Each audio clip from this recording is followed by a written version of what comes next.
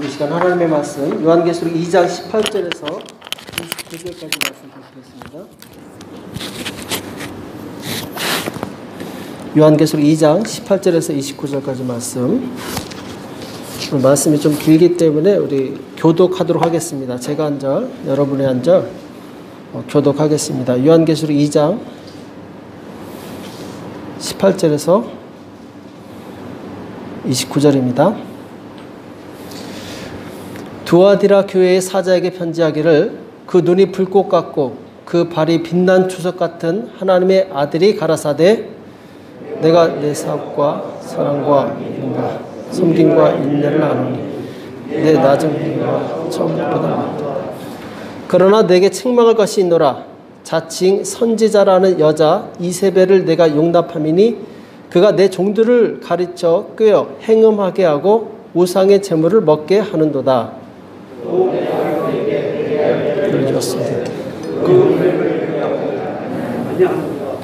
볼지어다 내가 그를 침상에 던질 터이요 또 그로 더불어 간음하는 자들도 만일 그의 행위를 회개치 아니하면 큰 환난 가운데 던지고 사망으로 그 자녀를 주리라.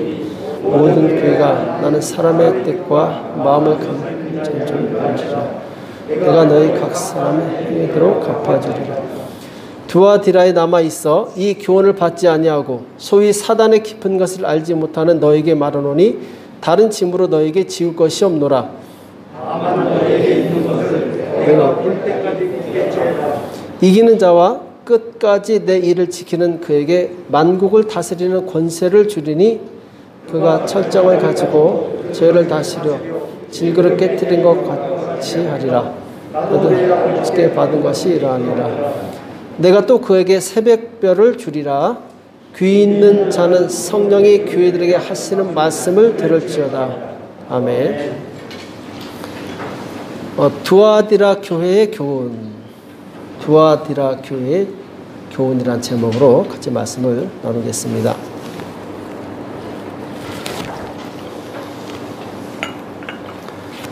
자, 우리 지금까지 사도 요한이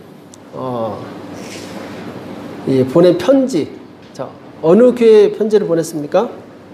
첫 번째 에베소 교회에 보냈죠. 그 다음에 서머나 교회, 그리고 버가모 교회,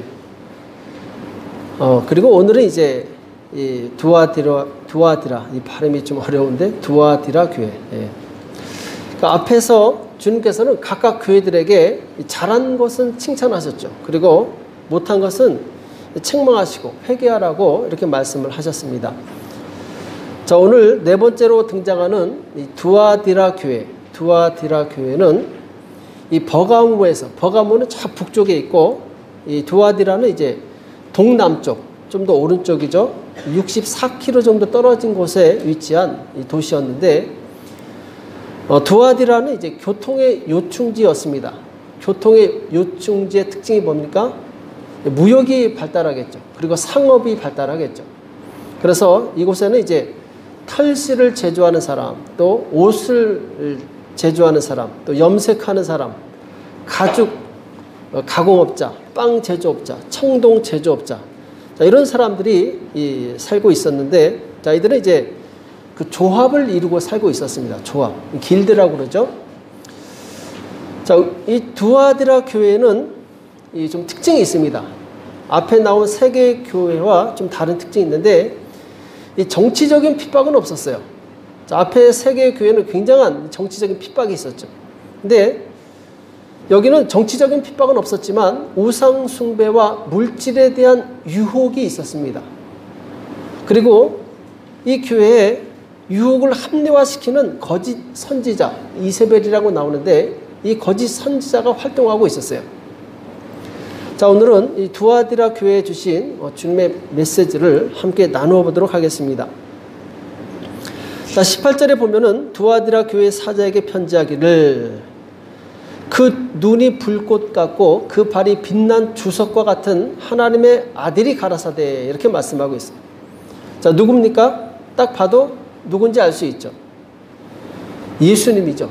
그렇죠? 예수님의 눈은 불꽃 같고 그리고 그 발은 빛난 주석과 같다 이렇게 말씀하고 있어요. 자, 눈이 불꽃 같다. 이것이 무슨 의미입니까? 어떤 느낌이 듭니까? 눈이 불꽃 같다. 막 눈에서 막 슈퍼맨처럼 광선이 나옵니까? 네, 이것은 이 신적인 통찰력을 의미해요. 그러니까 주님의 눈은 우리의 마음 깊은 곳, 감춰진 곳까지도 다 살펴보시는 능력의 눈이시라는 거예요. 그리고 모든 교회 상황을 다 꿰뚫어 보시고 옳고 그른 것을 정확하게 판단하시는 분이십니다. 자, 우리가 주님을 기억할 때 그 눈을 한번 상상해 보시기 바랍니다. 주님의 눈은 주님을 간절히 사모하고 사랑하고 의지하는 자에게는 한없는 은혜와 자비와 긍휼을 베푸시는 눈이에요. 그러나 주님을 거스리고 죄악을 사랑하고 하나님을 두려워하지 않는 자에게는 무서운 눈초리가 되겠죠. 심판의 눈이 되겠죠. 우리가 하나님 앞에 나올 때 정말 감사와 은혜로 충만한 마음으로 나와야 되겠지만 또한 두려운 마음도 있어야 됩니다. 내가 혹 하나님 앞에 범죄하거나 하나님을 거스릴까 이런 두려운 마음으로 주님 앞에 나오는 것, 이것이 신자의 바른 자세죠. 그리고 그 발이 빛난 주석과 같다. 주석, 이 주석은 강한 것을 의미하죠. 그러니까 예수님은 강한 권세를 가지신 분이신 것을 의미합니다. 이 땅에 그 누구도 주님의 권세를 대항할 자는 없어요. 우리가 믿는 예수님은 바로 하늘과 땅에 있는 모든 권세를 가지시고 그리고 만국을 다스리시는 통치자이십니다. 우리가 주님을 생각할 때 정말 감사하는 마음과 기뻐하는 마음과 경외하는 마음, 두려워하는 마음, 높으신 왕에게 나아가는 그런 자세를 가지고 우리 주님께 나아가야 될 줄을 믿습니다. 자, 19절에 보면은 내가 내 사업과 사랑과 믿음과 섬김과 인내를 아노니 내 나중 행위가 처음 것보다 많도다. 자, 지금 주님께서는 이 두아디라 교회를 칭찬하고 계시죠. 그렇죠? 사업과, 여기서 이제 사업과 뒤에 나오는 행위가 나오는데 그 가운데 있는 모든 내용을 이제 사업이라고 말합니다. 그래서 이 사랑과 믿음과 섬김과 인내를 아노니 내 나중 행위가 처음 것보다 많도다. 자, 처음 것보다 많도다 이렇게 말씀하고 있죠. 그러니까 두아디라 교회는 시간이 지날수록 그들의 믿음이 점점 더 성숙해졌어요. 사랑이 점점 많아져서 잘 섬겼고 믿음이 성숙해져서 참고 인내할 줄 알았어요. 이들은 처음보다 나중이 더 믿음이 좋고 사랑이 충만했던 그런 공동체였다라는 것이죠. 자, 그럼 여기서 어느 교회와 비교가 됩니까? 네, 처음에 나왔던 에베소 교회하고 비교가 되죠. 에베소 교회는 처음에는 사랑이 많았어요. 근데 나중에는 그 처음 사랑을 떨어뜨리게 됩니다. 잃어버리게 돼요. 그래서 주님께 책망을 받았어요. 근데 반대로 두아디라 교회는 처음에는 비록 부족했지만 갈수록 사랑이 많아졌던 교회죠. 그래서 주님이 이 두아디라 교회를 칭찬하신 거죠. 자, 우리 역시 두아디라 교회에 이 믿음을 본받아야 될 줄을 믿습니다. 우리의 믿음은 갈수록 성숙해져야 돼요. 사랑이 더 많아져야 되고 믿음이 더 견고해져야 됩니다. 그래서 때로는 정말 힘든 일이 올지라도 참고 인내할 줄 알아야 돼요. 이것이 바로 이 성숙한 사람의 모습이죠.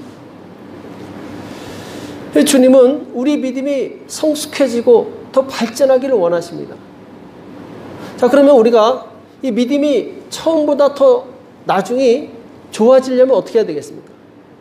처음보다 더 발전하려면 어떻게 해야 되겠습니까? 사도 바울은 영적인 아들 디모데에게 이렇게 권면을 합니다. 디모데전서 4장 13절에 보면은 내가 이를 때까지 읽는 것과 권하는 것과 가르치는 것에 창념하라 이렇게 말씀하고 있어요. 읽는 것, 권하는 것, 가르치는 것에 창념, 전념한다라는 거죠. 힘을 쓴다라는 거죠. 그래서 영적으로 성장하려면은 제일 먼저 하나님의 말씀을 많이 읽어야 됩니다. 주일날 드리는 설교는 아주 짧아요. 그러나 여러분들이 집에서 많은 성경을 읽으면서 거기서 깨닫는 것들이 훨씬 더 많습니다. 저는 가이드만 해주는 것이고 말씀을 통해서 성장하는 것은 본인들이 해야 돼요. 자, 아이들이 잘 성장하려면 어떻게 해야 됩니까? 네, 음식을 잘 먹으면 잘 커요. 그렇죠? 마찬가지로 우리 영혼도 하나님의 말씀을 잘 먹으면은 영혼이 성장합니다. 만약 우리가 말씀을 읽지 못하면 마치 편식하는 아이와 같아요. 음식을 잘 안 먹으면 아이들이 잘 크지 않죠. 키도 작게 되고 약해집니다. 마찬가지로 우리가 말씀을 많이 먹게 되면은 건강해지고 잘 성장하는데, 자, 성장하게 되면은 이 면역력이 강해지죠. 그래서 어떤 어려움에도 이길 수 있습니다. 근데 면역력이 약한 아이는 잘 보호를 해줘야 돼요. 왜냐하면은 이 작은 바이러스에도 쉽게 병에 걸리기 때문에 굉장히 약해요. 우리가 말씀을 통해서 건강해지면은 어떤 시험이 와도 이길 수 있고, 또 주님이 주시는 복을 받아도 이것을 유지할 수 있는 능력이 되는 거예요. 그러니까 주님의 축복을 받을 만한 그릇이 준비가 된다는 것이죠. 준비되지 않았는데 주님이 어떻게 복을 주실 수 있겠습니까? 그래서 우리는 말씀을 많이 읽어야 돼요. 또 이 영적으로 성장하려면은 다른 성도들을 잘 권면할 줄 알아야 됩니다. 권면하다, 이것은 곧 섬기는 자가 된다는 거예요. 뭐 간섭하거나 뭐 이 비판하거나 이것을 말하는 것이 아니라 섬기는 자. 그래서 아이들을 보면은 섬길 줄을 몰라요. 다 내 거야. 내 거 가져가면 막 싸우죠. 그러니까 아이들은 부모님한테 받을 줄만 알지 줄 줄은 몰라요. 그러니까 받을 줄만 아는 사람은 영적으로도 어린아이입니다. 자, 어렸을 때 섬김을 받다가 이제 자라면은 부모님을 섬기게 돼요. 왜? 철이 들었으니까. 남도 생각합니다. 남의 고충도 이해하게 돼요. 왜? 성장했기 때문에. 마찬가지로 영적으로 성장한 사람은 주변에 있는 연약한 사람들을 보면은 돕고 싶고 섬기고 싶어요. 이게 아름다운 마음이죠. 주님이 기뻐하시는 마음이죠. 그래서 이렇게 남을 섬기는 사람이 많은 교회일수록 행복한 교회가 됩니다. 그리고 섬기면 섬길수록 우리 믿음은 점점 더 성장해져요. 성장해 갑니다. 또 세 번째로 믿음이 성장하려면 말씀을 가르치는 자가 돼야 돼요. 자, 듣기만 하는 것보다 말씀을 가르치는 것이 내 머리에 훨씬 더 오래 남습니다. 그리고 말씀을 가르치는 사람은 남을 가르치기 전에 먼저 내가 은혜를 받아요. 저도 정말 감사한 것은 이 말씀을 준비하는 거 정말 힘들지만 말씀을 준비하면서 제가 먼저 은혜를 받습니다. 제가 먼저 하나님께 감사하고, 그리고 그 말씀을 깨달으니까 정말 기쁨이 있어요. 때로는 낙심하고 고통스러울지라도 말씀을 준비하다 보면 내가 힘을 다시 얻는 거예요. 말씀을 가르치는 사람은 먼저 은혜를 받아요. 주님께서도 제자들에게 너희는 온 천하에 다니면서 말씀을 전파하라 이렇게 말씀하셨죠. 그러니까 말씀을 전파하는 사람은 누구냐? 제자요. 또 말씀을 전하는 사람에게 하나님은 함께 하십니다. 주님께서 땅끝까지 내가 너희와 함께 하겠다 이렇게 말씀하고 있어요. 그러니까 말씀을 전하는 사람과 함께 하시겠다. 왜? 그만큼 하나님께서는 말씀 전하는 사람을 사랑하시고 기뻐하시고 함께 하신다라는 거죠. 그래서 말씀을 전하는 사람은 하나님이 능력을 주십니다. 그래서 그 말씀을 더 잘 전해서 영혼을 구원하는 일에 쓰신다라는 거죠. 자, 오늘 세 가지, 성경을 읽고 남을 잘 섬기고 또 가르치는 일에 전념하면 우리의 믿음은 굉장히 빨리 진보를 하게 됩니다. 성장하게 돼요. 그래서 디모데전서 4장 15절에 보면은 이 모든 일에 전심전력하여. 자, 이 모든 일은 무엇을 말합니까? 읽고 섬기고 가르치는 것. 너의 진보를 모든 사람에게 나타내게 하라. 자, 우리가 이런 이 영적인 성장을 위해서 노력하면 내 믿음이 진보된 것을 사람들도 알게 된다라는 거예요. 당연히 그렇게 되겠죠. 또 내가 영적으로 진보한 것을 다른 사람이 보고 본받으려고 하겠죠. 아, 저 사람 정말 예전에는 자기밖에 모르는 이기적인 사람이었는데 이제는 정말 남을 섬기는 정말 본이 될 만한 사람이 되었구나. 나도 좀 본받아야 되겠다. 이런 사람이 된다라는 거죠. 그래서 우리는 우리 스스로를 이 과거 한번 비교해 보시기 바랍니다. 3년 전의 나의 모습과 지금 나의 모습. 그 사이에 내가 얼마나 성장했는가. 그 사람은 살아있는 신앙인이에요. 우리의 믿음은 자꾸 성장해야 되고 발전해야 됩니다. 그래서 성장할수록 다른 사람을 섬기게 되고 복음을 증거하게 돼 있어요. 만약 3년이 지났는데 아무런 변화가 없다. 그냥 그대로인 것 같다. 근데 그게 그대로인 게 아닙니다. 퇴보한 거예요.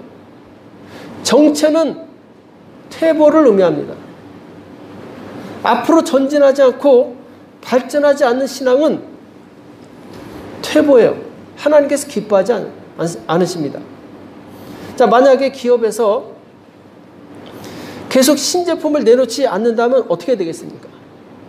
제품을 계속 업그레이드 하지 않으면 어떻게 됩니까? 핸드폰도 종종 연락이 오죠. 업그레이드 한다고 자꾸 연락이 오죠. 자꾸 좋아지는 거예요. 발전시키는 거예요. 만약 그렇게 안 하면은 경쟁 업체에 의해서 그 회사는 문을 닫게 돼 있어요. 이 세상이 얼마나 치열합니까? 전 세계적으로 발전하는 기업을 보면은 하루하루 정말 치열한 전쟁을 벌이고 있어요. 더 좋은 제품을 만들기 위해서 부단한 노력을 합니다. 세상은 점점 발전해 가요. 그런데 우리의 신앙이 발전하지 않고 멈춰 있다면 이건 정말 주님께서 실망하실 일이죠. 우리는 세상이 발전하는 속도보다 더 우리의 신앙이 빨리 발전해야 될 줄을 믿습니다. 더 성숙해져야 될 줄을 믿습니다. 자, 그러면은 왜 성숙해져야 되는가? 무엇 때문에 우리는 신앙이 성숙해져야 되는가? 자, 베드로전서 1장 9절에 보면은 믿음의 결국 곧 영혼의 구원을 받음이라 이렇게 말씀하고 있어요. 믿음의 결국 곧 영혼의 구원을 받음이라. 그러니까 우리의 믿음의 완성, 우리 믿음의 열매는 무엇입니까? 영혼의 구원이라고 말씀하고 있어요. 곧 다른 영혼이 구원받는 거예요. 우리가 사랑과 믿음을 통해서 다른 영혼들을 잘 섬깁니다. 또 인내하고 참고. 왜 그렇게 합니까? 다른 영혼을 구원하기 위해서. 왜? 영혼이 천하보다 귀하기 때문에. 예수님께서 왜 이 땅에 오셨습니까? 왜 죄인들을 위해서 죽으셨습니까? 그것은 바로 우리 영혼을 구원하시기 위해서 오셨다는 거예요. 또 제자들에게 왜 복음을 전하라고 말씀하셨습니까? 복음을 전함으로 영혼을 구원하라는 거예요. 오늘날 예수님을 믿는 우리의 최종적인 사명, 목적, 열매도 무엇이냐? 영혼을 구원하는 것입니다. 내가 잘 섬김으로 인해서 그 영혼이 사망에서 생명으로, 지옥에서 천국으로 옮겨지는 것. 성숙하지 않으면 우리는 이 일을 할 수 없는 거예요. 잘 하다가 갑자기 시험 들어서 자기가 먼저 이 교회 안 나오고 그러면은 어떻게 다른 영혼을 구원할 수 있겠습니까?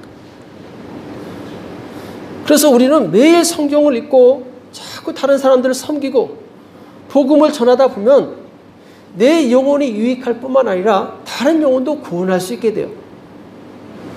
자, 디모데전서 4장 16절에 보면은 내가 내 자신과 가르침을 삼가 이 일을 계속하라. 자, 이 말씀 뭐냐면은 디모데야, 너는 계속해서 너 자신을 가르쳐라 이 말씀이에요. 이것을 행함으로 내 자신과 내게 듣는 자를 구원하리라.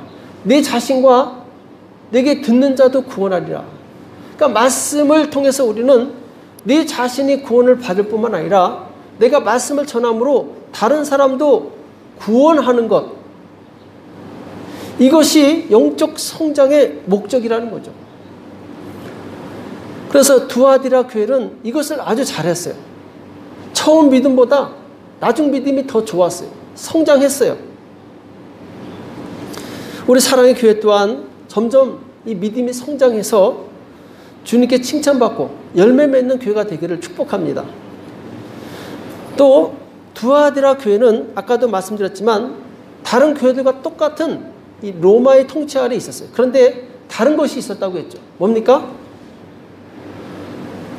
로마의 정부 아래 있던 다른 지역의 교회들은 극심한 정치적 핍박을 받았어요.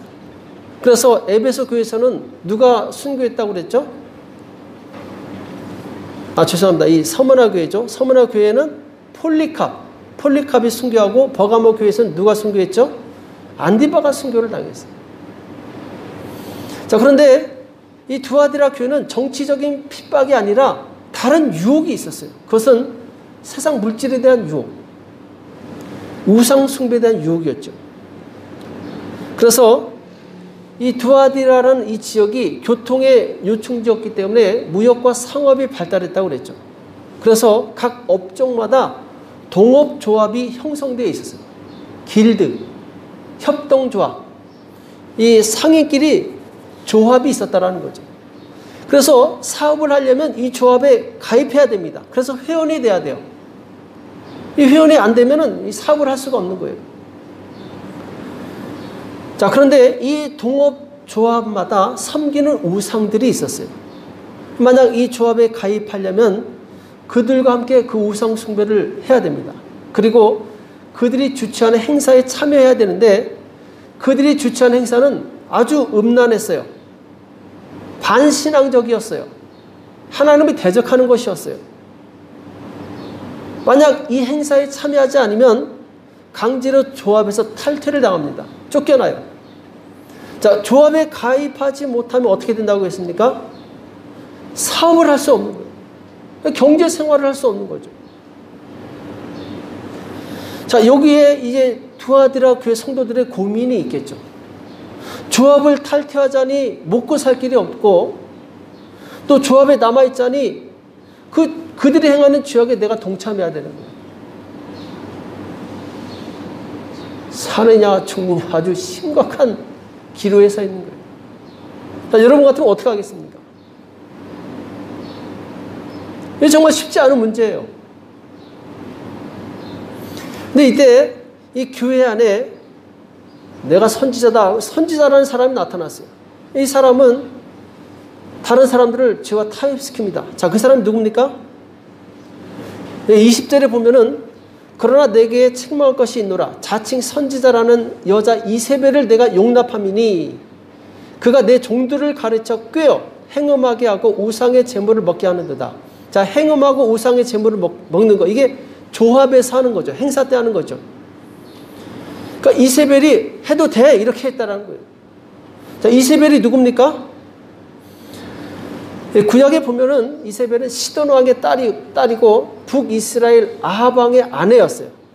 이세벨은 이스라엘 백성들을 바알과 아세라 우상 숭배에 빠지게 했던 아주 악한 여자였어요. 물론 여기 이세벨이 그때 그 아합의 아내 이세벨을 말하는 것이 아니죠. 그와 같이 똑같은 행동을 하는 이 대명사죠. 그 사람이라는 거죠. 그러니까 이 이세벨이라는 사람은 아주 악한 여자였고 교회 안에, 두아디라 교회 안에 있는 사람들을 미혹시킨 사람이었어요. 자, 이세벨은 아주 똑똑한 사람이었어요. 선지자의 소리를 들을 정도로 은사도 있었어요. 아주 신령했죠. 또 다른 사람들의 눈을 유혹할 정도로 아름다운 외모를 가지고 있었어요. 자, 그러니까 많은 사람들이 이세벨을 따라갑니다. 왜? 실력 있고 얼굴 예쁘고 하니까 저 사람 말이 맞겠지 하고 따라가는 거예요. 유혹에 넘어가는 거죠. 이 이세벨은 어떤 얘기를 했느냐? 여러분 동업조합에 가입하십시오. 그 우상숭배하고 음란 행사에 참여하는 거 괜찮습니다.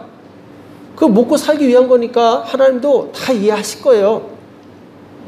자, 이렇게 얘기를 하는 거예요. 그러니까 어떡하지 갈등하고 있던 신자들이 이 말을 듣고 얼마나 마음이 편해지겠습니까?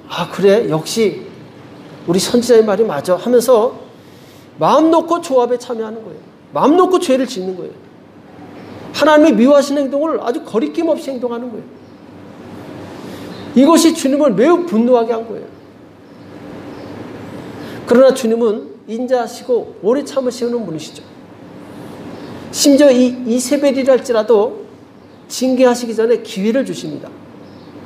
왜? 이세벨도 이 두아디라 교회의 신자였기 때문에 주님께서 회개의 기회를 주신 거예요. 자, 그런데 이 회개의 기회를 받아들이지 않습니다. 왜?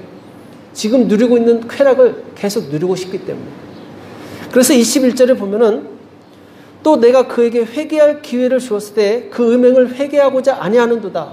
자, 주님은 회개할 기회를 주셨다 이렇게 말씀하고 있어요. 그렇죠? 자, 아방 시대에도 하나님께서 이세벨에게 회개할 기회를 3번이나 주십니다. 왜냐하면 이세벨도 이스라엘 백성을 지도하는 그 왕의 아내였기 때문에 하나님께서 바로 징계하지 않은 거예요. 자, 첫 번째 회개할 기회가 뭐였습니까? 3년 동안 기근을 들게 한 거예요. 그럼 내가 잘못했구나.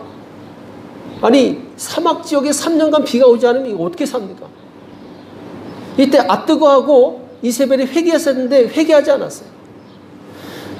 그러니까 두 번째로 하나님께서 엘리야를 통해서 회개할 기회를 주시는데, 자, 갈멜산에서 엘리야와 바알의 선자 450명이 대결하죠. 하늘에서 불이 내리게 합니다. 자, 이 엄청난 역사죠. 하나님의 살아계심을 모든 사람이 알게 되고 바알의 선자 450명이 그 자리에서 죽었어요. 이 정도면 좀 정신을 차려야 되지 않겠습니까? 근데 이세벨이 그래도 회개하지 않은 거예요. 자, 엘리야를 내가 죽이겠다. 자, 세 번째로 엘리야가 기도해서 비를 내리게 합니다. 참 하나님은 은혜로우세요. 그렇게 죄악된 범죄한 백성들에게도 은혜의 비를 내려주십니다. 자, 이 정도면 그래도 좀 회개할 만하지 않습니까? 이때도 이세벨은 회개하지 않습니다. 결국 하나님의 그 분량이 찬 거예요. 나중에 반란이 일어나서 예후란 장군에 의해서 이세벨은 처참하게 죽임을 당하게 돼요. 자, 오늘도 마찬가지입니다. 하나님은 자비하시고 사랑이 많으시기 때문에 우리가 죄를 지었을 때 회개할 기회를 주세요. 자, 이 기회는 정말 우리에게 최고의 은혜의 기회입니다. 만약 이 기회를 내가 놓치고 이 기회를 거부하게 되면 하나님은 징계의 칼을 꺼내시게 돼요. 그래서 우리가 회개할 기회가 왔을 때 속히 회개해야 됩니다. 자, 오늘 두아디라 교회에 이세벨이 회개하지 않으면 어떻게 하시겠다고 말씀합니까? 자, 22절에 나오죠. 볼지어다 내가 그를 침상에 던질 것이요. 침상에 던진다는 것은 보통 성경에서 침상이란 말은 이 병에 든다 이런 의미를 가지고 있어요. 또 그로 더불어 가늠하는 자들도, 그러니까 이세벨을 따라갔던 사람들도 만일 그의 행위를 회개치 아니하면 큰 환난 가운데 던지고 이렇게 말씀하고 있어요. 그러니까 악을 주도하고 유혹한 사람도 문제지만 여기에 유혹돼서 따라간 사람도 문제예요. 똑같은 죄인이라는 거죠. 또 내가 사망으로 그의 자녀를 죽이리니 모든 교회가 나는 사람의 뜻과 마음을 살피는 자인 줄 알지라. 내가 너희 각 사람의 행위대로 갚아주리라. 이렇게 말씀하고 있어요. 아까 불꽃 같은 눈이라고 말씀하셨죠. 그러니까 주님은 죄에 대해서는 아주 단호하신 분이세요. 행위대로 갚으시는 분이세요. 우리가 하나님을 경외하고 두려워야 될 이유가 바로 여기 있는 거예요. 두아디라 교회는 큰 결단을 해야만 했어요. 자, 이세벨을 교회에서 쫓아내고 신앙의 정절을 지키느냐, 아니면 그의 가르침을 받아들이느냐. 자, 여기서 그들은 고민하겠죠. 만약 이세벨의 유혹을 따르면 당장은 편하죠. 왜? 사업을 할 수 있으니까. 먹고 사는데 지장이 없어요. 다른 사람들한테 인정받고 그들과 같이 어울리면서 사는데 불편함이 없어요. 그런데 이 세상을 떠난 날에 그들을 기다리고 있는 것은 영원한 지옥의 형벌이죠. 자, 닭을 보면 죽을 때까지 땅만 쳐다보면서 땅바닥에 떨어진 모이만 찾아다니다가 죽습니다. 닭은 멀리 보지 못해요. 하늘을 보지 못합니다. 당장의 이익만 봐요. 당장에 먹을 것만 바라보는 거예요. 근데 우리는 닭이 아니에요. 우리는 하나님의 자녀입니다. 영원한 하나님의 나라를 바라보고 사는 사람이에요. 이 땅에서 당장 눈앞에 있는 이익만 바라보는 것이 아니라 영원한 하나님의 나라를 바라보고 사는 사람이라는 거죠. 그래서 때로는 이 땅의 유익과 하나님 나라와 충돌했을 때 우리는 무엇을 선택해야 되느냐? 힘들더라도 이 땅의 이익을 포기하고 하나님의 나라를 선택할 수 있어야 돼요. 그래서 많은 순교자들이 나온 것이 아니겠습니까? 자, 오늘 감사하게도 두아디라 교회는 이세벨의 교훈을 끝까지 거부하고 신앙의 정절을 지킨 사람들이 있어요. 자, 누굽니까? 24절에 나오죠. 두아디라 교회에 남아있어 이 교훈을 받지 아니하고, 자, 이 교훈을 받지 아니하고 유혹이 와도 이겼다라는 거예요. 비록 지금 이 세상에서 힘들지만 하나님의 나라를 보고 이겼다라는 거예요. 유혹을. 소위 사단의 깊은 것을 알지 못하는 너에게 말하노니 다른 짐으로 너에게 지울 것이 없노라. 자, 이 교회 안에 이세벨의 교훈을 받지 않은 신실한 성도들이 있었고 주님은 이들을 기뻐하셨죠. 그리고 이들에게 다른 짐으로 지울 것이 없다. 이 말씀을 하셨는데 이것은 자, 지금도 힘든데 이거보다 더 힘든 일이 생기지 않도록 도와주시겠다라는 거예요. 보호해 주시겠다라는 거죠. 대신에 너희는 내가 올 때까지 너희의 그 순수한 믿음을 잘 지키라. 이렇게 부탁하세요. 25절에 나오죠. 다만 너에게 있는 것을 내가 올 때까지 굳게 잡으라. 자, 우리 믿음을 굳게 잡으라는 거예요. 여러분, 이 믿음의 이 줄을 놓치면 안 됩니다. 끝까지 잡고 있어야 돼요. 유혹이 와도 핍박이 와도 이걸 놓치면 안 돼요. 그래서 26절에 보면은 이기는 자와 끝까지 내 일을 지키는 그에게 만국을 다스리는 권세를 주시니, 이기는 자, 핍박을 이기고 내 일을 지키는 그에게, 끝까지 충성한 그 사람에게 만국을 다스리는 권세를 주신다. 얼마나 축복입니까? 만국을 다스리는 권세, 왕의 권세를 우리에게 주시겠다라는 거예요. 우리가 지금 이 땅에서는 비록 힘들고 어렵게 살지만 천국에서 주님께서 만국을 다스리는 권세를 주시겠다는 거예요. 왕의 권세를 주시겠다는 거죠.